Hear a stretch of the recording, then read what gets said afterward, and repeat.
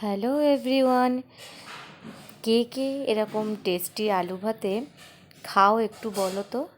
আজকে আমি তোমাদের করে দেখাবো যে শীতের সবজি দিয়ে আমি আলু ভাতে করি, জানো তো, শীতের সময়।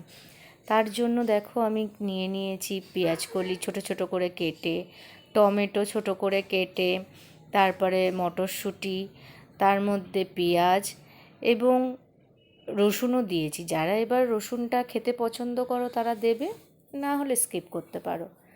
এগুলো সব একসাথে ধুয়ে ভেজে নেব। একটু লবণ দিয়ে ভাজবো, লবণটা আগেই দিয়ে দেবে কড়াইতে, না হলে ছিটবে কিন্তু গায়ে। সব কিছু একসাথে ভেজে এই দেখো আগে থেকে আমি আলু সেদ্ধ করে সেটাকে একটুখানি মেখে রেখেছি। তার উপরে এই ভেজে রাখা সব সবজিগুলো দিয়ে দিলাম। এর মধ্যে শুকনো লঙ্কাও ভেজেছিলাম, সেটা স্কিপ করে গেছি, আমি দেখাতে ভুলে গেছি। এই দেখো আমার আলু ভাতে পুরো রেডি। এরমভাবে একটু আলু ভাতে মেখে তোমরা খেয়ে দেখো, মুখের টেস্ট একদম ফিরে আসবে।